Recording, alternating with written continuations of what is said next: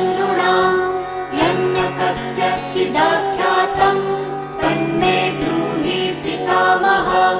अस्ति गुह्यतमं विप्र सर्वभूतोपकारकम् देव्यास्तु कवचं पुण्यं तच्छृणुष्व महामुने।